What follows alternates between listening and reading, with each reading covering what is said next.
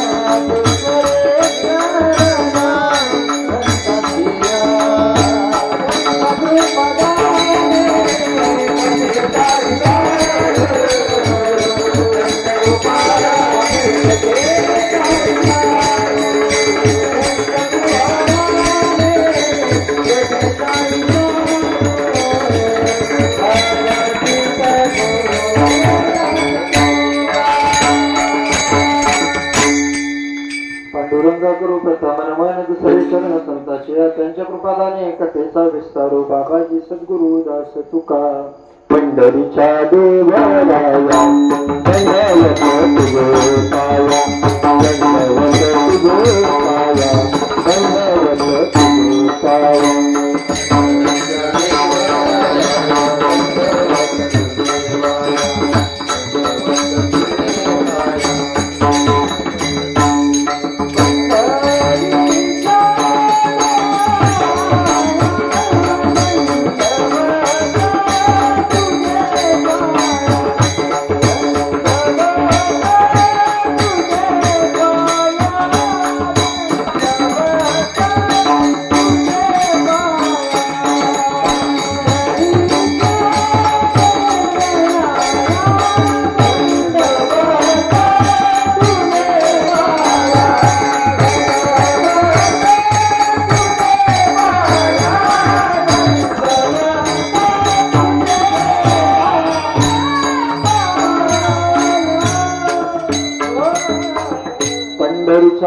देवराया दंडवत तुझे पाया अलंकापुरी रम्य सिंहासनस्थम पदांभोज तेजस्फुरिदिक्प्रदेशम् विधीन्द्रादिदेवे सदास्तूयमानम् समाधिस्थ मूर्तिं भजे ज्ञानदेवम् जिथे ज्ञान विज्ञान संजीव होते जिथे योग विद्येस सामर्थ्य येते जिथे मानवाला मिळे मोक्ष गाथा तुझ्या पायरीशी सदा नम्र माथा विठ्ठल प्राण समर्पिला आम्ही आता उशीर का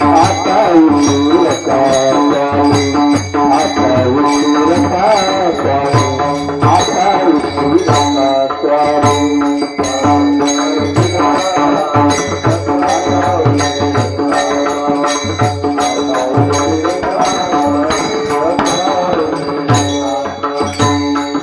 आता उशीर का स्वामी समर्पिला आम्ही आता उशीर का स्वामी हरी काय सांगू आता संतांचे उपकार मज निरंतर जागविती काय द्यावे त्यासी भावे उतराई ठेवी तो हा पायी जीव थोडा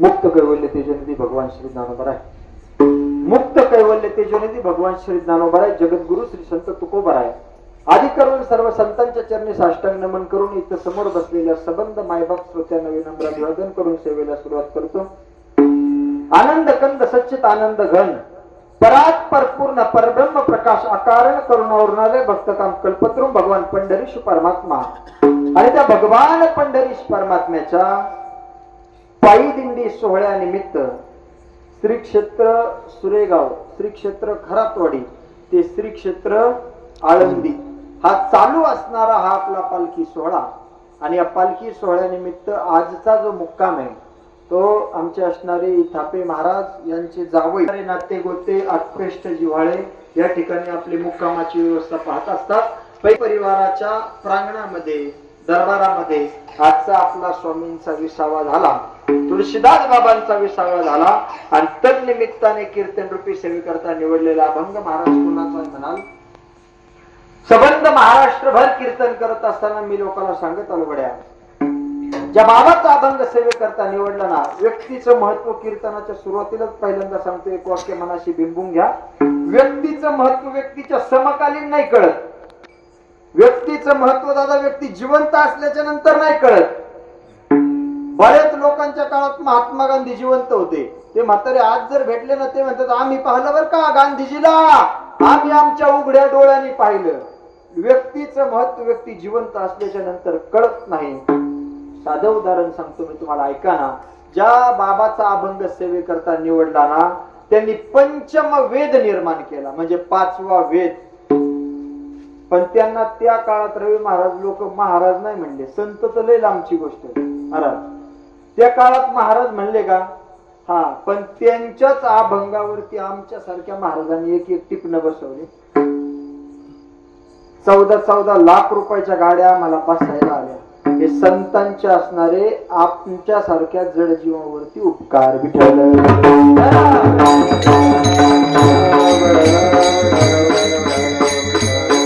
त्यानिमित्त मी एक उदाहरण देत आलो दादा लोकांना ऐका ना तुमचं महत्व लोकांना तुमची गरज असल्याच्या नंतरच कळते आपल्याकडे साधी म्हणे गरज सरून वैद्य मरू हा एकदा गरज सरली काय करायचं आता साधं नाना महाराज मी आमच्या गावातून गाडीमध्ये बसलो निघालो कीर्तनाला येण्याकरता मला उशीर झाला होता आमच्या गावचा एक प्रतिष्ठित माणूस प्रतिष्ठित म्हणजे पैशाने म्हणतोय मी प्रतिष्ठित मध्ये बरेच फरक आहे पैशाने प्रतिष्ठित असणारा व्यक्ती अपदार्थ आमच्या गावच्या चौकात उभा राहिला होता आणि त्यानं माझ्या गाडीला हात केला आता आम्हाला उशीर झाल्यामुळे आम्ही गाडी थांबवणं क्रमप्राप्त धरलं नाही. आम्ही आहे त्या स्पीडनं पुढे गाडी घेऊन आलो. आता मला सांगा, त्यानं पाठीमाग माझा किती उद्धार केला असेल?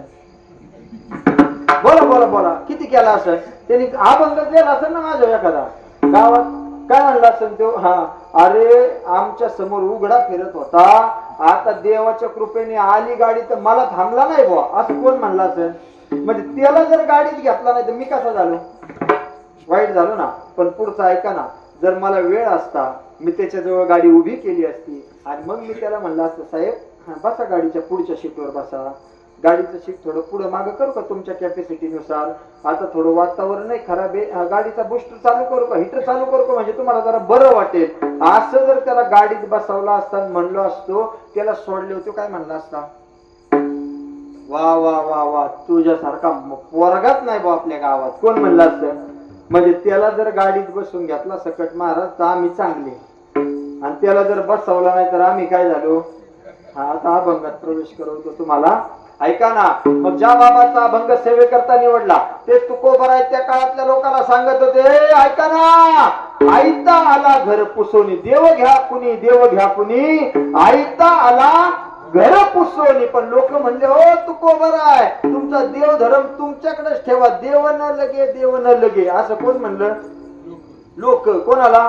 तुकाराम महाराजांना. त्या काळात व्यक्तीचं महत्व कळलं नाही. मी लोकांना एक उदाहरण सांगत आलो. लोकांना, तुम्ही जर एखाद्या वेळेस जर सोसायटीला तुमचा जर पॅनल उभा केला ना, तुमचा पॅनल तुमची वाहवा करीन, आमचा साहेब चांगला म्हणाल, यात काय नवल आहे? ग्रामपंचायतला जर तुम्ही तुमचं पॅनल उभं केलं, तुमचा वार्ड आमचा साहेब चांगला आहे म्हणाल, यात काय नवल आहे? पण तुमच्या गावासारखं गाव असावं दादा, आमच्या सारख्या बाहेर गावच्या महाराज मंडळीची गाडी तुमच्या गावच्या चौकात यावी. ज्याला तुमचं नाव विचारलं आणि ज्याला तुमच्या घराचा पत्ता विचारला ना, तो तुमचा 3 पिढ्याचा वैरी असावा. किती पिढ्याचा? 3 पिढ्याचा. आमच्या सारख्या बाहेर गावच्या महाराज मंडळीची गाडी तुमच्या गावच्या चौकात आली, आम्ही गाडीची काच खाली केली आणि त्या दादाला विचारलं, ओ दादा ऐका ना, त्या अमक्या तमक्याचं घर कुठे हो? ज्याचं नाव विचारलं मोरे महाराज, तो किती पिढ्याचा वैरी तुमचा? म्हणजे तुमचं नाही वैरी कोणी शक्यतो, कारण बऱ्याचदा स्वयंपाकाला तुमची गरज पडते नाही का. किती पिढ्याचा वैरी? 3 पिढ्याचा. पण त्याही अवस्थेत त्याने छातीवरती हात ठेवला आणि आमच्या सारख्या बाहेर गावच्या महाराजांना म्हणला, महाराज त्याचं माझं जमत नाही, 3 पिढ्याचं वैरी आमचं, पण त्याच्यासारखा माणूस आमच्या गावात नाही, आपण जिवंत असल्याची पावती की नाही बोला. हे सांगण्याचा घाट याच्या करता घातला. ज्या बाबाचा अभंग सेवेकरता निवडला ना, एकेकाळच्या कट्टर वैर्यानं त्यांची आरती गायली. तुकिता तुलने ब्रह्मचिता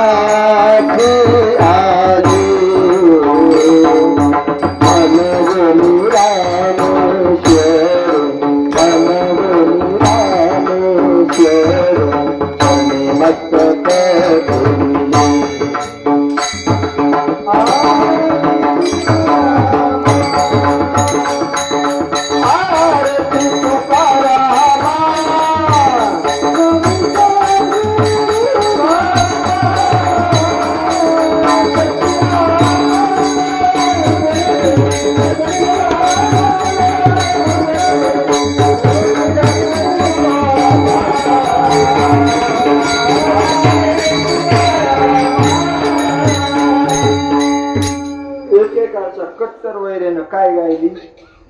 आरती. अशी तुकोबर आहे. संतांचं महत्व वर्णन करून सांगतात. वारीचं महत्व असे नाही बाप, किती कामाचा व्याप घरी असू द्या, लोक सगळा सोडून कुठं निघाट्यात? आळंदीला. कुठं निघाट्यात? पंढरपूरला.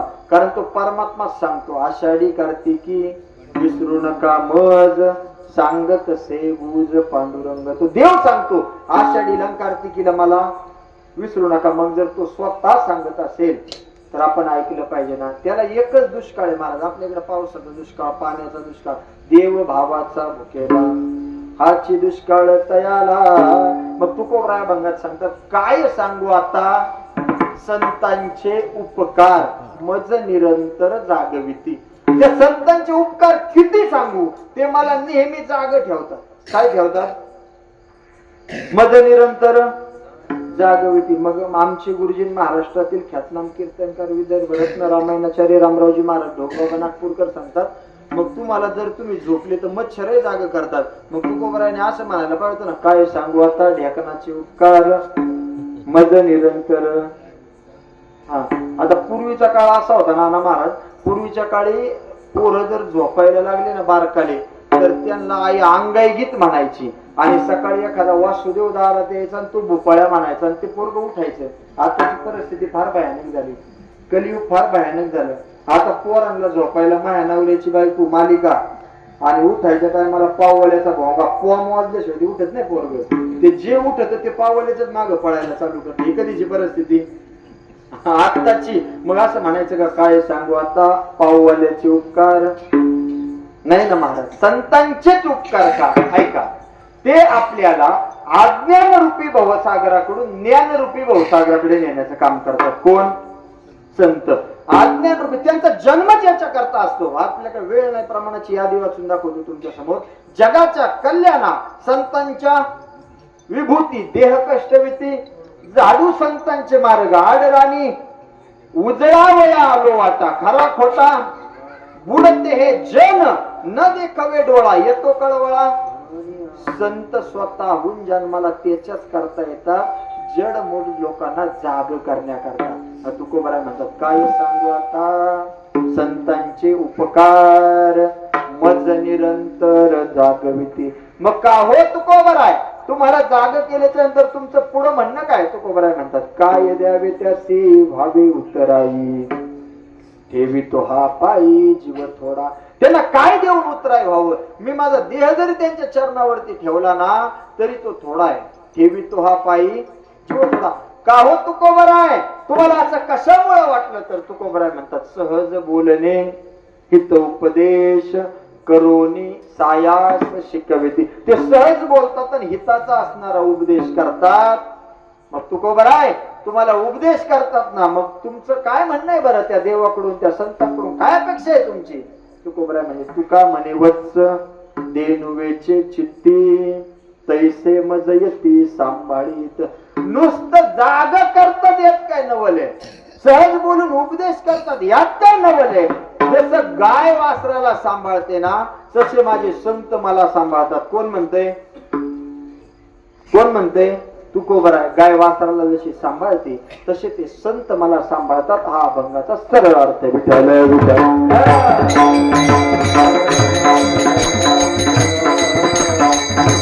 मग ऐका ना माय बापांनो, जगातील त्या परमात्म्याचे आपल्यावरती उपकार आहे, संतांचेही आपल्यावरती उपकार आहे. मायबापाने आपल्याला जन्म दिला, त्या मायबापाचेही तुमच्या माझ्यावरती उपकार आहे. पण ऐका ना, संत महात्मे सांगतात मायबाप सांभाळतात, मायबाप वाढवतात, पण त्याच्याही पाठीमागे काहीतरी स्वार्थ असू शकतो. ऐका, देवानंही कृपा केली तर तो घेसी तेव्हा देसी ऐसा असशी उदार. तो भक्ती घेतल्याशिवाय तुमच्यावरती उपकार करायला मोकळा नाही. पण संत असे जैसा आम का पेड़ वैसा संत का भेद, नीचे से मारे पत्थर ऊपर से फल देत. म्हणजे किती नास्तिकांनी दगड मारू द्या, झाड कधी म्हणलं नाही मला त्या ठिकाणी इजा झाली मी आता फळ देणार नाही, वरून गोडच आंबा देत असं संतांचं हृदय. तुकोबराय म्हणतात, त्या संतांचे काय उपकार सांगू जे मला नेहमी जाग ठेवतात. महाराज तुम्हाला प्रश्न पडला असेल, जाग करतात यात जर धन्यता असेल तर त्या संतांनी कसं जाग केलं? मायबापू, ज्यांनी स्वतःचा असणारा प्रपंच पाहिला नाही, ज्यांनी स्वतःचा असणारं कुटुंब पाहिलं नाही, पण समाज हिताकरता जे जगले ना त्यांना संत म्हणतात. माझे तुकोबराय वैकुंठाहून 3 वेळा खाली आले, वैकुंठाला गेले 3 वेळा खाली आले. कुणा कुणा करता आले ऐका.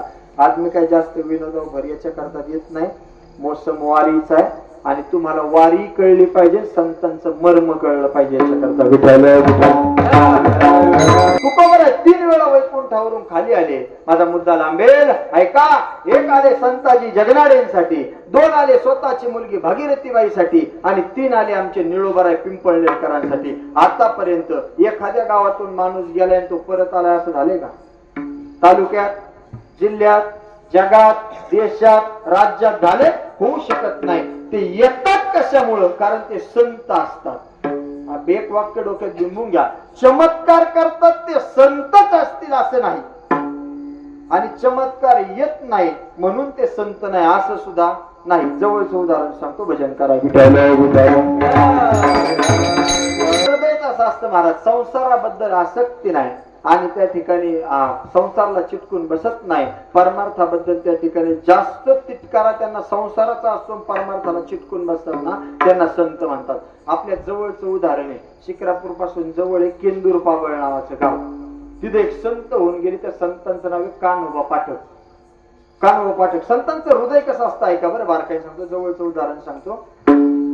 संतांची जाहिरात करावी लागत नाही, संतांचं भोंग घेऊन टिमक मिरावं लागत नाही, संतांचं डपडं घेऊन सांगावं लागत नाही. संत इथं आले त्यांची आपोआप कीर्ती होते. संत महात्मे सांगतात, वाऱ्या हाती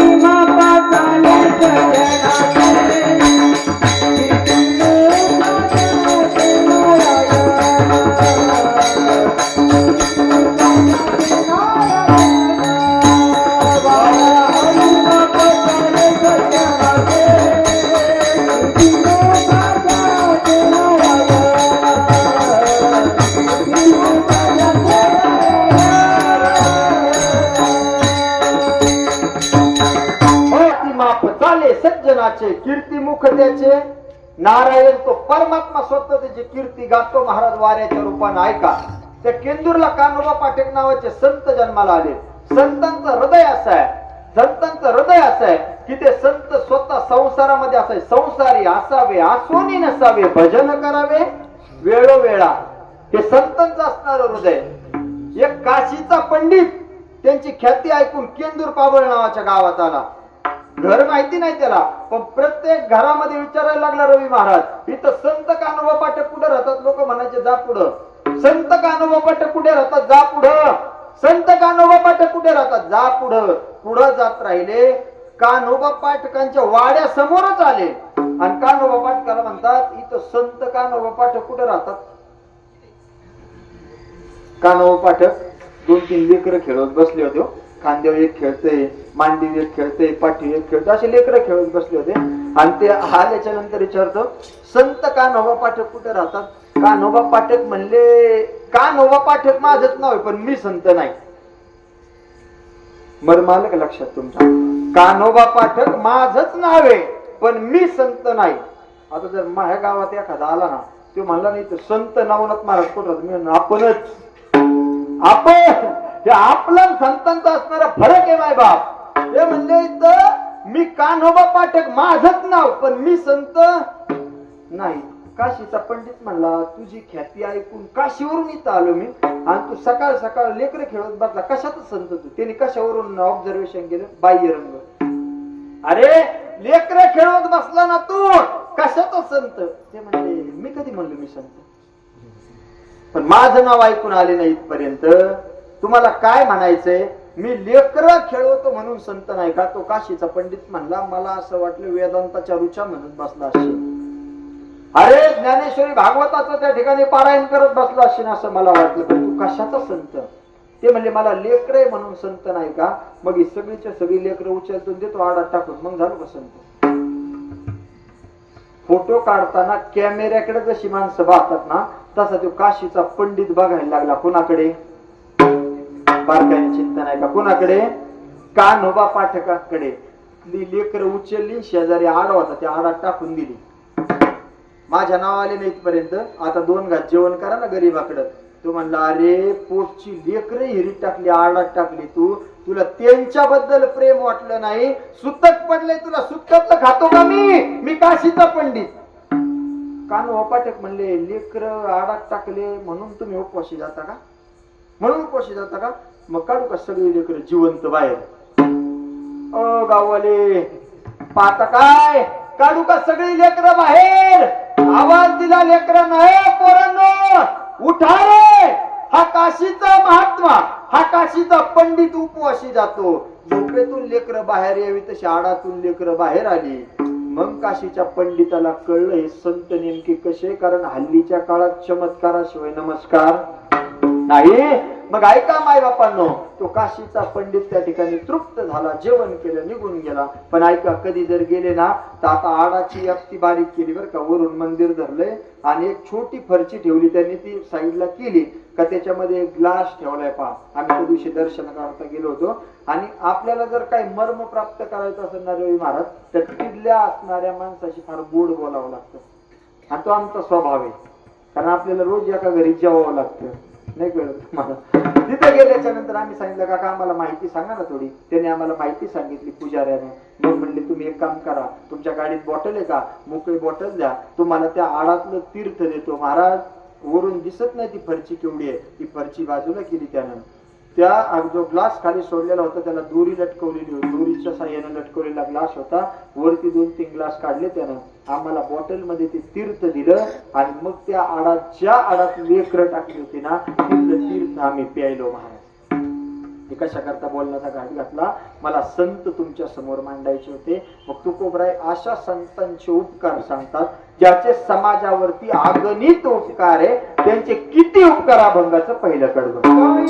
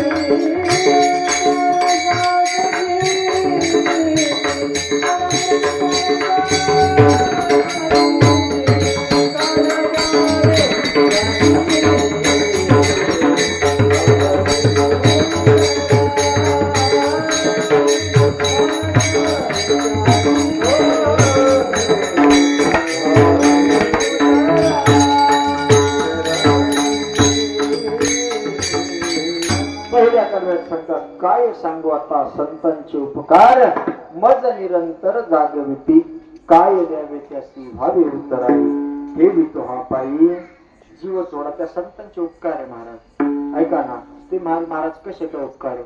भिल्ल समाजात जन्माला आलेली शबरी नावाची एक आख्यायिका शास्त्राने सांगितली. पूर्वीचा काळ भिल्लांचा असणारा राजा शबर, त्याची असणारी मुलगी शबरी, आणि त्या शबरीचं लग्न ठरलं. लग्न पूर्वीच्या काळातले पायंडे वेगवेगळे. मला संतांचे उपकार मांडायचे आपल्या समोर. ऐका बार काय ना माय बापा, पूर्वीच्या काळी पायंडे वेगवेगळे. 12 बकऱ्याची दावण घराच्या समोर त्या ठिकाणी आली. 12-13 वर्ष शबरीचं वय आहे. आणि तिने सहज विचारलं, बाबा ही दावण कशा करता. बाबांनी सांगितलं, तुझं लग्न 2-3 दिवस आले ना, मग त्याच्या निमित्त लोकांना दावत द्यायची, लोकांना हे बकरे कापून खायला घालायचे आणि मग त्यांना त्या ठिकाणी तृप्त करायचे. शबरीने मनात विचार केला, मायबाप माझं लग्न आहे, मग जर 12 बकऱ्यांचा बळी जात असेल तर मी लग्नच करीत नाही. विचार शबरीचा आहे, उच्चतम असणारे विचार शबरीचे आहे. घरातून लग्नाच्या 2 दिवस आधी निघाली महाराज शबरी. लग्न 2 दिवस येऊन ठेपलं ना, निघाली शबरी. शबरी निघाली जंगलामध्ये. आता मला सांगा, जंगलाची जी माहिती आहे ना, ती भिल्ला नित्ती कुणाला आहे का, रामोशा नित्ती कुणाला आहे का. मला समाजावरती टीका नाही. छत्रपती शिवाजी महाराजांच्या काळात सुद्धा गुप्त हेर प्रमुख हे जर कोण असतील ना, तर ते बहिर्जी नायकासारखे होते महाराज. कशा करता घेतले तर त्यांच्यासारखी जंगलाची माहिती कोणाला नाही. भिल्ल समाजाला जंगलाची चप्पा माहिती. शबरी लपाय जागा नाही, सगळं सैन्य पाठीमागे लागलं. बाप राजा आहे, मग करायचं काय महाराज. एक मेलेलं जनावर होतं, जनावर, आणि ते जनावर कोल्हे कुत्रे लांडगे त्याला खात होते. त्यांनी सांगाडा तयार केला आणि त्या सांगाड्यात शबरी माता लपायची. का तर वासाने इकडे कुणी येणार नाही म्हणून. हा शबरी मातेचा असणारा भाव आहे. शबरी लपायला लागली महाराज. तिकडे कुणी आलं नाही, शबरीला पाहिलं नाही. पण त्या ठिकाणावर मातंग ऋषींचा आश्रम त्याच रोडवरती. मातंग ऋषी दररोज नदीला स्नान करण्याकरता जायचे. त्या शबरीने काय करायचं, ऋषी जातात ना मग भल्या पहाटे उठायची, सगळा रस्ता झाडून काढायची, दिवसभर जंगलातून असणारी फुलं गोळा करून आणायची आणि दुसऱ्या दिवशी मातंग ऋषींच्या त्या ठिकाणी रस्त्यावरती टाकायची. ऋषींना कळेच ना कोण आपली एवढी सेवा करते, कोण आपली एवढी सेवा करते. असं निघत गेला काळ. शबरी माता म्हातारी झाली. ती काय करायची, ऋषी जायचा वेळ झाला का पटकन उठायची झाडावर चढायची. म्हणजे त्यांना कळू देत नव्हती. शबरी म्हातारी झाली, तिला पटकन झाडावरती चढता नाही आलं. रेड हँड शबरी पकडल्या गेली, रंगे हात शबरी पकडल्या गेली. आणि शबरीला ऋषींनी विचारलं, ही जी सेवा करत होती ती तूच करत होती का? शबरीने सांगितलं, मीच करत होते. कशा करता? काय नाही, ऋषींचा माझ्या डोक्यावरती आशीर्वाद असावा याच्या करता. वाक्य ऐकलं, ऋषीचा माझ्या डोक्यावरती आशीर्वाद असावा याच्या करता. ऐक ना शबरी, तू माझी मनोभावे सेवा केली. एक दिवस असा येईल शबरी, तो ब्रह्मांडाचा नायक प्रभू रामचंद्र त्याची असणारी पत्नी सीता मातेला शोधत शोधत येईल आणि तो तुझ्या झोपडीमध्ये येईल. शबरी, तो तुला नक्की आशीर्वाद देईल आणि भेट देईल. त्या दिवसापासून शबरीचं एकच भजन, आज मेरे राम जी का आवन होगा, शबरी की कुटिया का पावन होगा. आज मेरे राम जी का आवन होगा, शबरी की कुटिया का पावन होगा. अब मेरे राम जी का आवन होगा, शबरी की कुटिया का पावन होगा.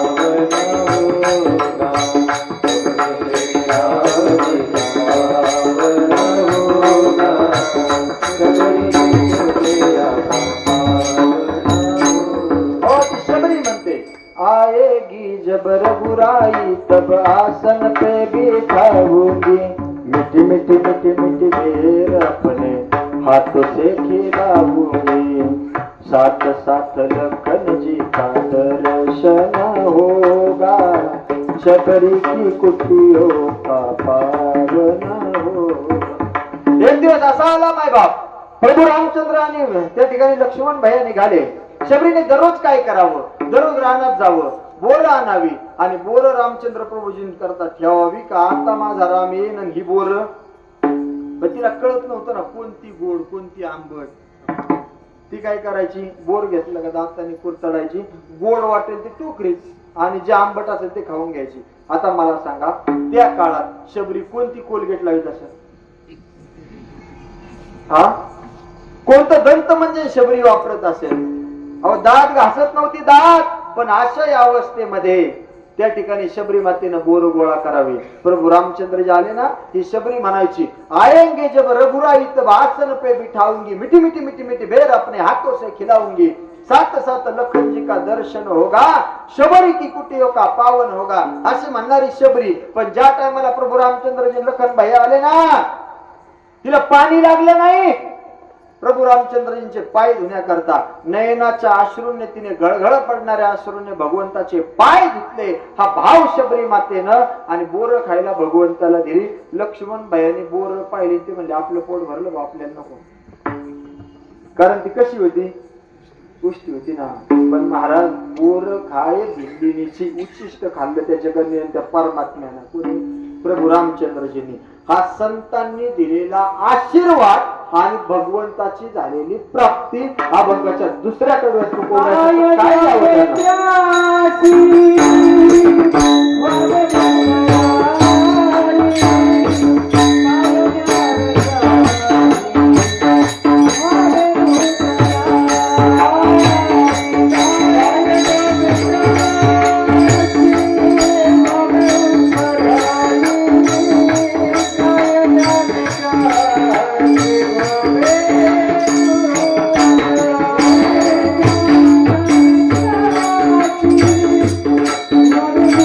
Yeah.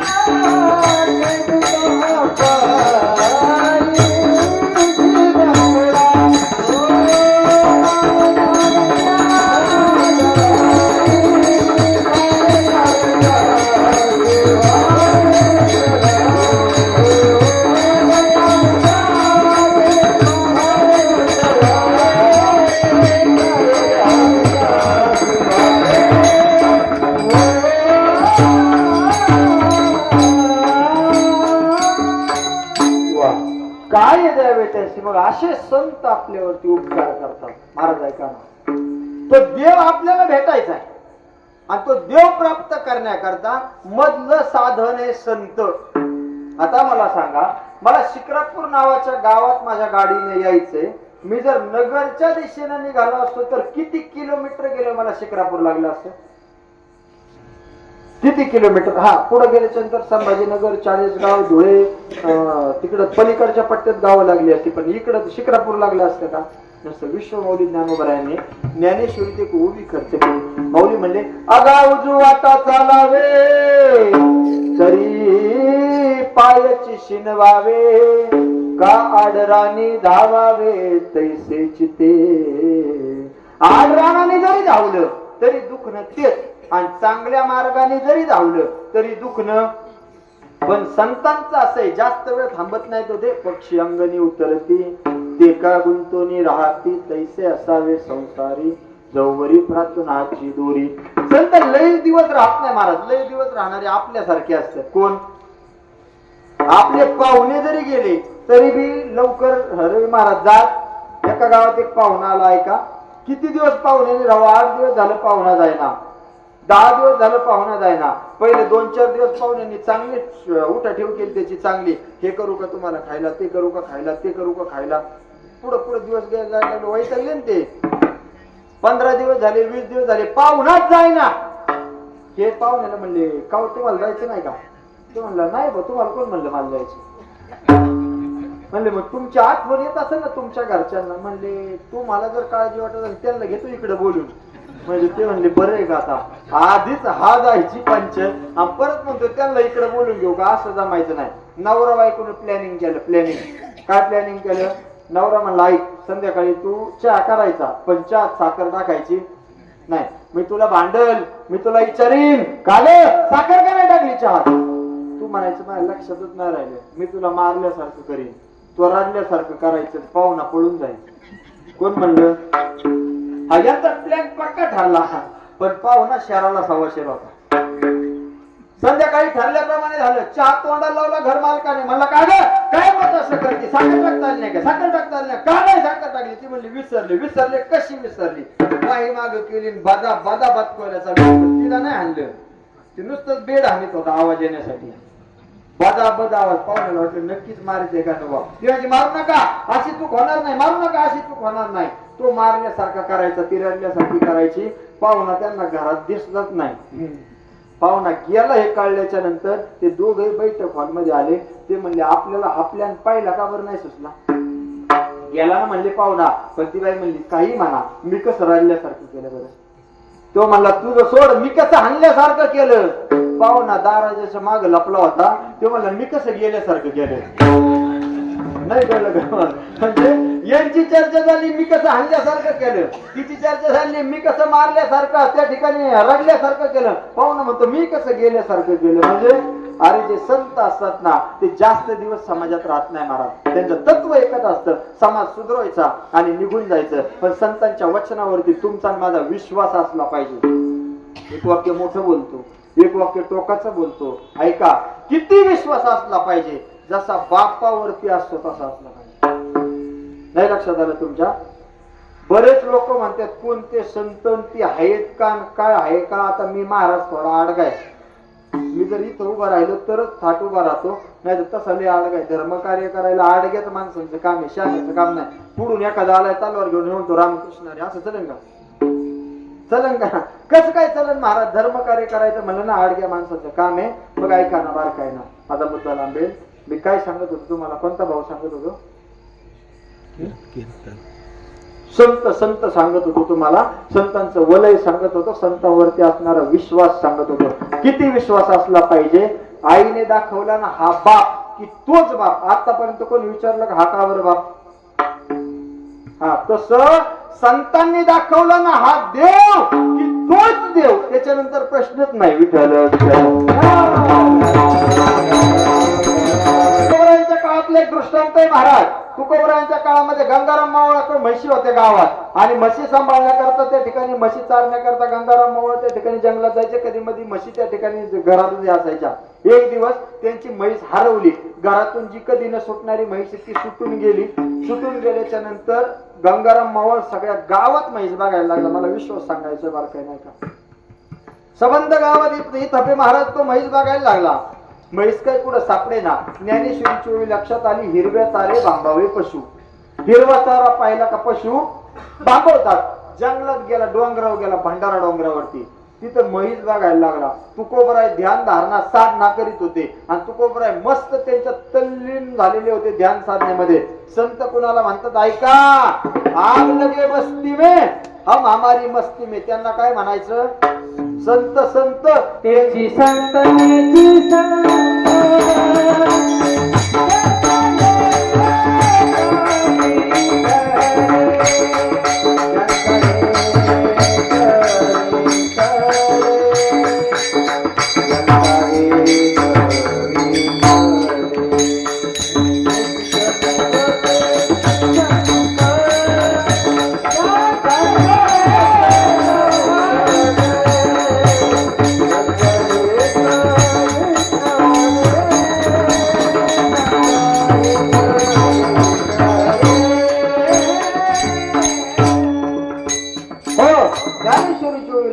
महाराजांनी प्रमाण दिलं. तेची संत ज्यांचा हेत विठ्ठल, ज्यांना विठ्ठल सोडून दुसरं काही आठवत नाही त्यांना संत म्हणतात महाराज.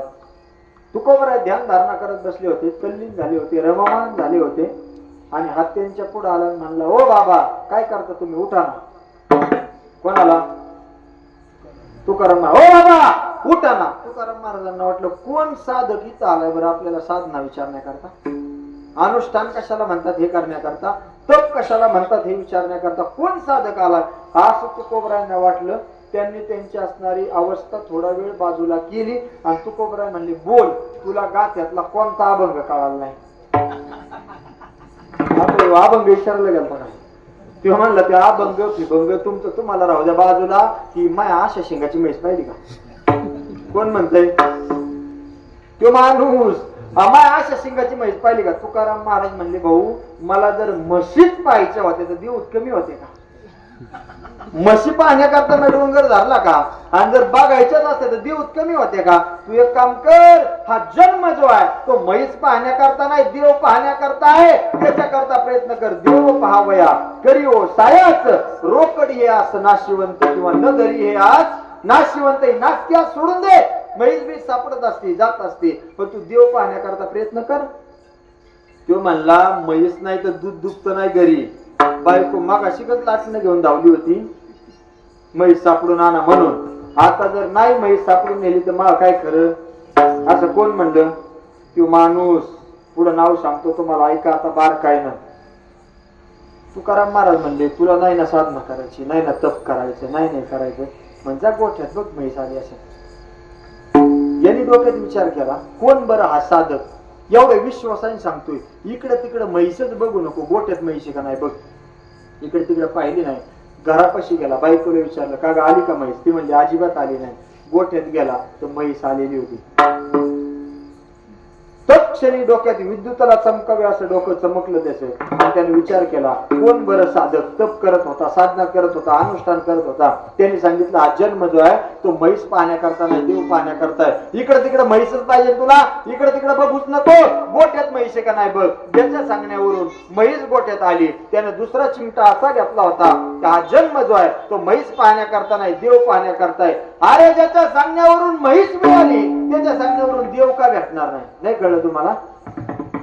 ज्याच्या सांगण्यावरून म्हैस मिळाली त्याच्या सांगण्यावरून देव का भेटणार नाही? त्याचं नाव आहे गंगाराम मवाळ. तुकोबरायच्या 14 टाळकऱ्यापैकी एक टाळकरी झाला, त्याचं नाव गंगाराम मवाळ. देवच आपला सकेला संतांच्या सानिध्यात. म्हणून तो देव आपला करण्याकरता आपल्याला संत रूपी हात असावे लागतात. ते कसे असतात ऐका. पोरग लय रडायचं आणि पोरग म्हणलं, आई मला बाबा प्रवेश फी भरायला पैसे, परीक्षा फी भरायला पैसे देत नाही. त्या पोरग बापाकडे गेलं, म्हणलं मला परीक्षा फी भरायची, मला द्या ना पैसे. बाप म्हणला, काय म्हणतोय कटकट, आज पेन नाही, उद्या वही नाही, आज फी भरायची, जा नाही देत तुला, जा. पोरग रडत रडत त्याच्या आईकडे गेलं. आई रूपी संत असल्याशिवाय बाप रूपी भगवान परमात्मा आपल्याला कळत नाही, बारकाय नाही का मला भाऊ काय सांगायचंय. पोरग रडत रडत आईकडे गेलं. आईला म्हणलं बाबांनी मला पैसे नाही दिले परीक्षा फी भरण्याकरता, आई तू देशील का ग फी? आईने डोक्यात विचार केला, याचा बाप रागट आहे, याचा बाप तापट आहे. पण याच्या बापानं जी कोपरी काढली ना फुटीला टांगलेली, त्या कोपरीच्या खिशात 100% पैसे आहेत. तिने बाळाला कडेला घेतलं, म्हणली फक्त तुझ्या बापाला थोडं बाहेर जाऊ दे, मी तुला पैसे देते. पैसे आई पुढे कमवायला गेली का? पैसे बापाच्याच कोपरीच्या खिशातले. फक्त आईचा हात लागला, कोपरीच्या खिशातून पैसे आईनं काढले, मुलाच्या हातावरती दिले, मुलानं परीक्षा फी भरली. माझा दृष्टांत संपला. सिद्धांत इथे आई रूपी संतांनी बाप रूपी देव दाखवल्याशिवाय आपल्याला तो देव कळत नाही. आपण अज्ञान आहे, आपण त्या ठिकाणी अज्ञान आहे, अशिक्षित आहे, अडाणी आहे. पण हे असल्याशिवाय आपल्याला देव कळत नाही. तो देव कळतोच महाराज, पण त्याच्याकरता भजन करावं लागतं. एकदा सुंदर मोठ्या प्रेमाने भजन करावं. करा हातवर सगळ्यांनी. जय बोले हनुमान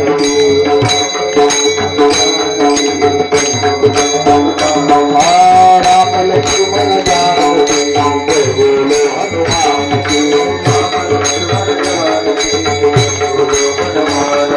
जय बोले हनुमान जय बोले हनुमान राम लक्ष्मण जानकी, जय बोले हनुमान राम लक्ष्मण जानकी, जय बोले हनुमान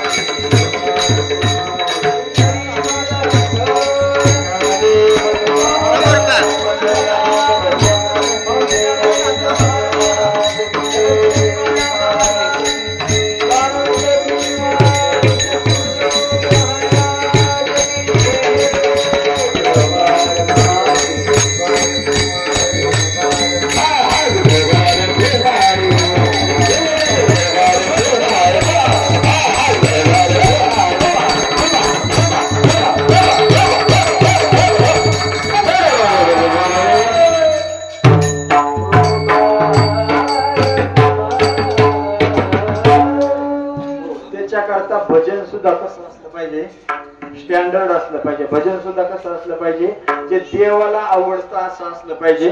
पण सध्याचा कलियुगातला भ्रम असा झालाय, लटिके ते रुचे आणि साच कोणा हिनं पचे. खरं पटत नाही महाराज, आणि खोटं आवडल्याशिवाय राहत नाही. परंपरा चालत. आपले वाद म्हणजे एरंडाचा गुऱ्हाळ आणि फेसना, हे कोणाचे? आपले वाद. आपले वाद. पूर्वीचा काळ असा होता, गाड्या घोड्या काही नव्हत्या. करता माहेरी घेऊन येण्याकरता पायी त्या ठिकाणी निघाला. मुलीला तिच्या सासरावरून माहेरात आणण्याकरता. सिद्धांत बारकाय नाही का बरं का. संतांचं भजन कसं आहे, आपलं भजन कसं आहे. संत सहज बोलले तरी उपदेश करतात, आपण सहज बोललो तरी एखाद्याच्या घरात कुबळ मारून देतो. मुलीच्या सासरामध्ये त्या ठिकाणी गेला आणि मुलीला म्हणला तुला 2-4 दिवस माहेराला न्यायची, चल. गाडीचं साधन नाही, पायी यायची. जावयाला सांगितलं तुम्ही सुद्धा 2-4 दिवस पाहून चाराला चला. आपला वाद आणि संतांमधला फरक सांगतो मी तुम्हाला. पांदीचा रस्ता नाही बाप, दोन्ही बाजूनी शेत आहे आणि मधून असणारा पायी पांदेने चालण्याचा रस्ता आहे. आता कशावरून वाद काढावा आणि कसा काढावा हे दोघांना मेळ लागला नाही, कळलं नाही. बाजरीचं शेत भलं मोठं आलं होतं तिथे रवी महाराज, आणि चांगली बाजरी त्या ठिकाणी निसून बिसून चांगली झाली. आणि बाजरीचं शेत फार सुंदर लपलप करणारी बाजरी होती. सासरा म्हणला जावई एवढी चांगली बाजरी आली, एवढी चांगली बाजरी आली, 40 पोत्याला मरण नाही. हे कोण म्हणलं? शेत त्याचं होतं का? वावर त्याचं होतं का? काय गरज होती का वाद काढायची? 40 पोत्याला मरण नाही. जावई म्हणला खरं सांगतो मामा तुम्हाला, गेला पूर्वीचा काळ, आता आम्ही केमिकल फवारू जमिनीचा पोत कमी झाला. आता 30 पोतेच्या पुढे ठिपूस बी होत नाही. असं कोण म्हणलं? 30 पोतेच्या पुढं ठिपूस बी होत नाही मला. लगेच मशीन लावायची असली तरी आपली तयारी हातात. असं जावयाचं सासऱ्याचं भांडण. सासरा म्हणला तुम्हाला खोटं नाही सांगत, मी काही केस उन्हाने नाही पिकवली. जावयाला सासरा काय म्हणला जावयाला, मी केस उन्हाने नाही पिकवली, 40 पोतेच्या आत बाजरी येतच नाही. जावई म्हणला खरं सांगतो सासरे भाऊ तुम्हाला आपली घेण्याची भांडणं होत्या, 30 पोतेच्या पुढे ठिपूस बी होत नाही. यांचे दोघांचे वाद लागले महाराज. भांडणं विकुपाला गेली. हा म्हणायचा 40, तो म्हणायचा 30, हा म्हणायचा 40, तो म्हणायचा 30. भांडणं लागली. जावई काय नवनाथ महाराज गटावाने काय काडी पहिलं नव्हता काय? मला टप्पूच्या टप्पू जावई. त्यानं सासरा दुमता केला, खाली पायडा आणि त्याच्या छातीवर बसला. म्हणला म्हणतो का नाही आता 30च्या पोवर जायची नाही. पण सासरा बी रगील होता, पूर्वीच्या काळातला होता. म्हणला जावई मारायचं तर मारा गड्या, पण 40च्या आत येत नाही म्हणजे नाही. त्यांची पोरगी होती मध्ये, तिचं नाव वसू. तिचं नाव काय? वसू. ती सापडली 2 इंच्या कैची, एकीकडून बाप पण एकीकडून नवरा. काय बोलावं तिला कळेना. जावयानं सासरा दुमता करून खाली पाडला, वरून छाती उभासला. म्हणला सासरे बुवा होतच नाही 30च्या पुढे, बोला काय म्हणणं तुमचं? तो म्हणायचा 40च्या आत येतच नाही, काय म्हणणं तुमचं? घासू घासू तिची पाठ लाल झाली, पण तरी मान्य करायला तयार नाही. शेवटी पोरीला दया आली. त्या पोरीचं नाव आहे वसू. आणि ती बापाला म्हणायला लागली, ओ बाबा आता तरी म्हणा ना, 30 पोतेच्या पुढे होत नाही म्हणून. सासरा रगील होता जुन्या काळातला. तो म्हणला वसू खाली पाठ किती बी घासू, पण ही 10 पोतेची कळमी कशी सोसू. आता काय याच्या बापाचं चाललं होतं, सोसली असती तरी बी शेत दुसऱ्याचं, बाजरी होणार दुसऱ्याला, आणि दोघांची वादावादी. हा आपला वाद. पण संत सहज जरी बोलले तरी हे तो उपदेश नाहीच लोकाला कळलं तर करोनी सायास. करुणी सायास.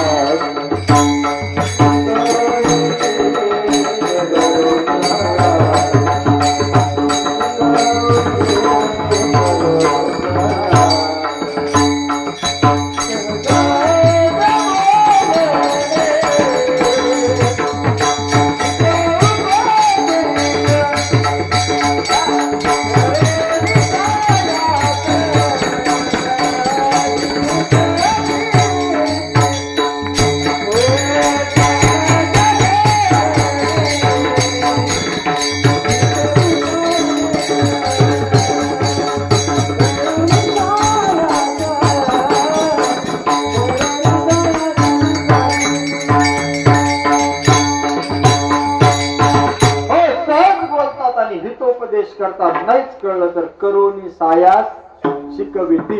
संत सायास करून शिकवतात, संत प्रयत्न करून शिकवतात. पण तुम्हाला आम्हाला कळलं पाहिजे संत होणं एवढी सोपी गोष्ट नाही. संत होणं एवढी सोपी गोष्ट नाही. ज्या विश्वमौली ज्ञानोबारांच्या दरबारात आपण चाललो ना, आता लाखोचा समाज आळंदीमध्ये, कुणाला त्या ठिकाणी निमंत्रण पत्रिका नाही, कुणाला बोलवणं नाही, तरी समाज माऊलीच्या समाधी सोहळ्यात तिथे उपस्थित राहील. मायबापांना ऐका ना, जीवन सोपं समजले संतांचं? तुम्ही जीवन सोपं आहे संतांचं? संतांचं जीवन, संतांचं जीवन जे आहे असणारं जीवन नाही महाराज. स्वतःचे मायबाप देहांत प्रायचित्ताला निघून गेल्याच्या नंतर जगाच्या ज्ञानेश्वरी जगाला दिली. ज्ञान होय मुडा ती मूर्खाच्या दगडा, हे सांगणारे संत कुणाला तरी काढून घ्यावं लागतं महाराज. जर जमिनीतून सोन्यासारखं पीक जर उत्पन्न करायचं असेल ना, तर एका दाण्याला पहिल्यांदा गाडून घ्यावं लागतं, तेव्हा सोन्यासारखं कणीस लगडतं. जर त्यानं गाडूनच नाही ना घेतलं तर सोन्यासारखं कणीस लगडत नाही. माझ्या माऊलीला मांडे खायची इच्छा झाली, इच्छा प्रगट केली स्वतःच्या बहिणीकडे, माझ्या मुक्ताईकडे. मुक्ता खायचेत ग मला मांडे, बघ ना पुढं मांडे भाजण्याकरता खापर भेटते का? माझी मुक्ताबाई सबंध आळंदी शहरात फिरली. मायबापानं सिद्ध बेटातून निघाली, सबंध आळंदी शहरात फिरली, पण तिला कुणीच खापर दिलं नाही. तुम्हाला असं म्हणायचंय का त्या काळात आळंदी शहरात कोणाकडेच खापर नव्हतं? होतं महाराज, पण माझ्या माऊलीच्या मुखात त्याच्यावरती बाजून मांडले जावे एवढी पात्रता नव्हती हो कोणाची, एवढी पात्रता नव्हती कोणाची. शेवटच्या टायमाला विश्वमाऊली ज्ञानोबरायांनी स्वतःची असणारी शक्ती प्रगट केली आणि त्यांच्या पाठीवरती मांड माझ्या मुक्ताईने भाजलं जाणार. याला संत म्हणतात. ऐका त्यांच्या जीवनातला प्रसंग, अगदी 5 मिनिटात सांगतो, पुढे चलतो, आटोपती घ्यायची मला ही सेवा. वडिलांनी पहिल्यांदा संन्यास घेतला विठ्ठल पंतांनी. स्वतःच्या गुरुजीच्या सांगण्यावरून परत त्या ठिकाणी गृहस्थाश्रमामध्ये प्रवेश केला.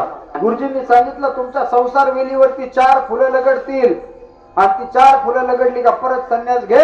अरे संसारात केल्याच्या नंतर, संसारात गेल्याच्या नंतर आणि लग्न केल्याच्या नंतर जर मुलं नाही ना झाली तर तो संसार अपूर्ण आहे आणि तिकडून अर्ध्यात सोडून आले ना परमार्थात तर तो परमार्थ सुद्धा अपूर्ण आहे. उपदेश गुरुजीचा आहे. सांगितलंय गुरुनी विठ्ठल पंतांना. विठ्ठल पंतांनी सांगितलं माझं म्हणणं रमत समाजात, माझं म्हणणं रमत संसारात, मला संन्यास घ्यायचा आहे. अजिबात जमणार नाही म्हणले, जा आणि संसार बघ. विठ्ठल पंत गुरुजींच्या सांगण्यावरून संसार करायला आले. आपेगाव नावाचं असणारं गाव आहे महाराज. त्या ठिकाणी संसार सुरू झाला. संसाराच्या वेलीवरती 4 असणारी फुलं लगडली. निवृत्ती दादा, सोपाना, माझे ज्ञानेश्वर महाराज, मुक्ताई, 4 फुलं लगडली हो. 4 फुलं लगडल्याच्या नंतर समाज स्वीकारायला तयार नाही. समाज कुणाला स्वीकारतो? कुणाला स्वीकारतो दादा समाज? पूर्वीचा काळ येत असाच आणि आत्ताचा काळ येत असाच. चांगलं करून पहा, तुमचे दुश्मन झाल्याशिवाय लोक राहत नाही. संसार वेलीवरती फुलं लगडली. ब्राह्मण कुळामध्ये जन्म असल्या कारणाने मौजी बंधन करत नव्हते समाज. काय करावं, काय करावं? समाज स्वीकारायला तयार होत नाही. माझ्या विश्वमाऊली ज्ञानोबा यांच्या मुंजा होत नाही. तो सांगण्यात आलं त्या काळामध्ये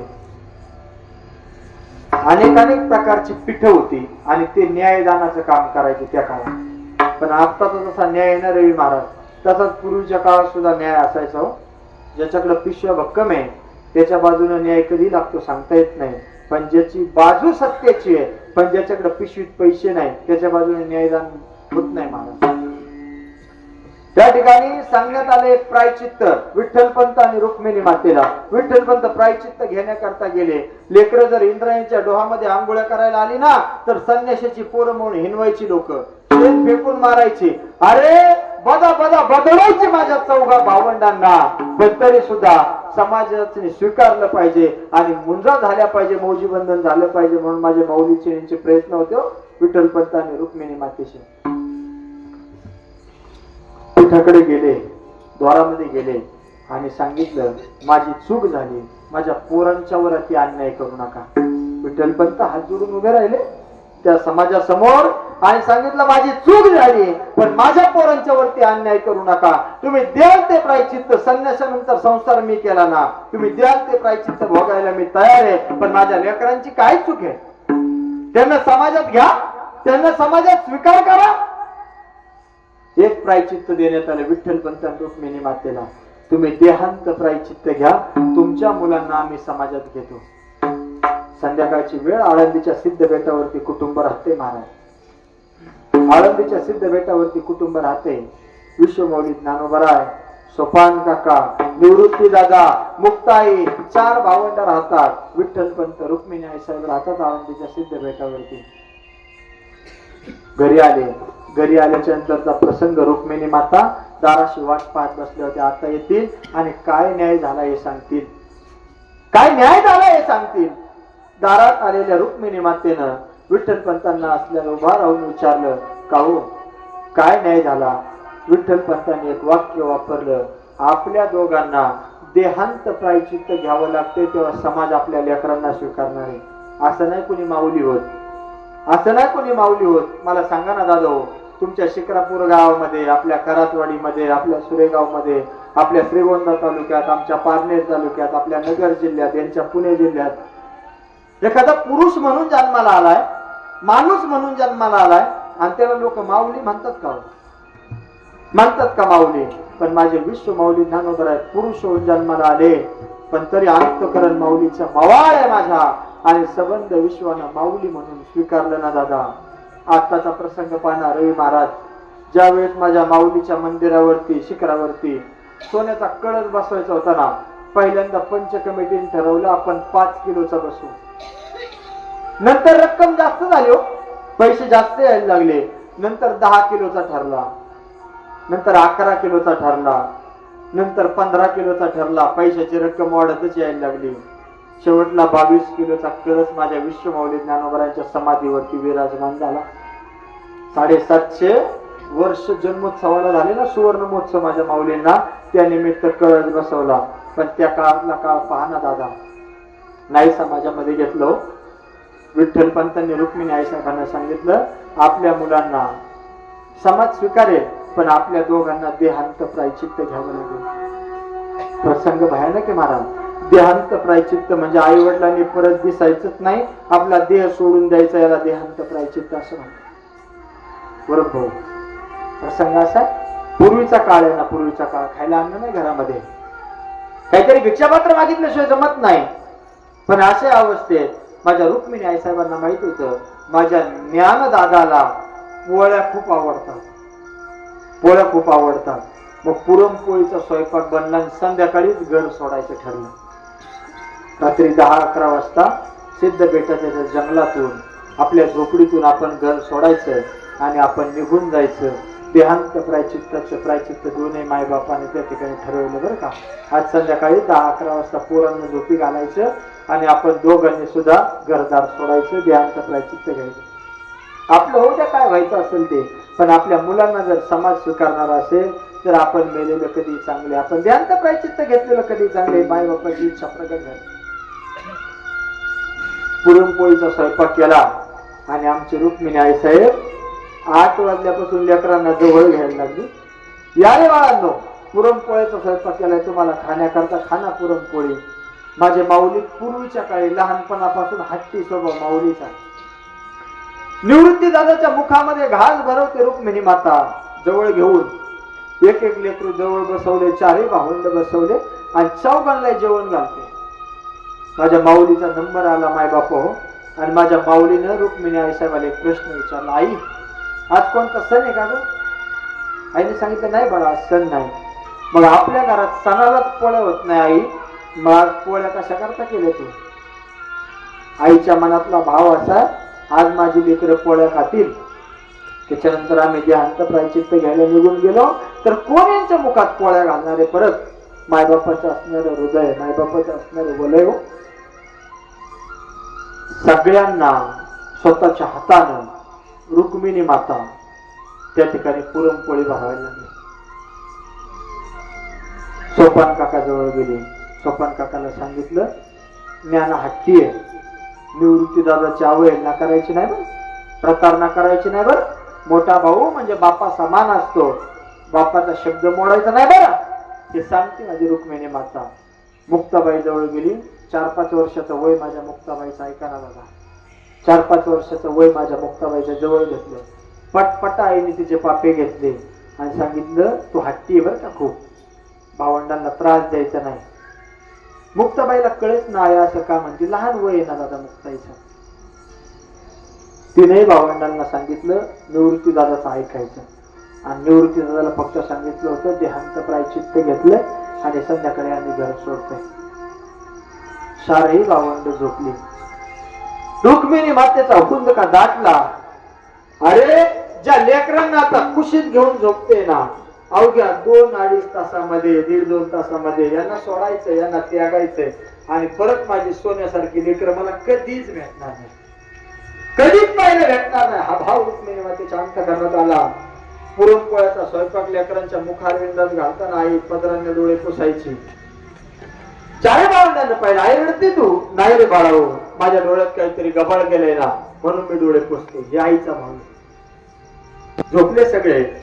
झोपत असताना मंद प्रकाशामध्ये विठ्ठल पंताने एक पत्र लिहिलं. पत्र, ते पत्र असं होतं, आम्ही धर्म मार्तंडांकडे गेलो होतो. आणि धर्म मार्तंडांकडे गेल्याच्या नंतर आम्ही त्यांना विचारलं, आम्हाला कोणती शिक्षा आहे, किती शिक्षा ऐकल्याच्या नंतर आम्हाला आमच्या मुलांना तुम्ही समाजामध्ये ठेवाल?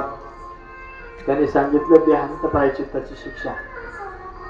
मायबाप देहांत प्रायश्चित्ताची शिक्षा घेतली हे कळाल्याच्या नंतर त्यांनी पत्रामध्ये तसा उल्लेख केला, विठ्ठल पंतांनी आम्ही घर सोडते सुखाने तुम्ही चारही भावंड राहा. रात्री सावकाश स्वतःच्या पत्नीला उठवलं, चल मोह बरा नाही, आपल्याला घर सोडावं लागते, चल. विठ्ठलपंत घराच्या बाहेर झोपडीच्या बाहेर पडले. रुक्मिणी माता दारापर्यंत जाते, माघारी येते, दारापर्यंत जाते, माघारी येते. परत माझी लेकर मला पाहिला नाही, पटपटा पापे घेते पोरांचे, परत जाते. शेवटी निश्चय झाला, घर सोडलं दादा. आणि रात्रीच्या मंद प्रकाशामध्ये विठ्ठलपंत आणि रुक्मिणी माता देहांत प्रायश्चित्त घेण्यासाठी निघून गेली.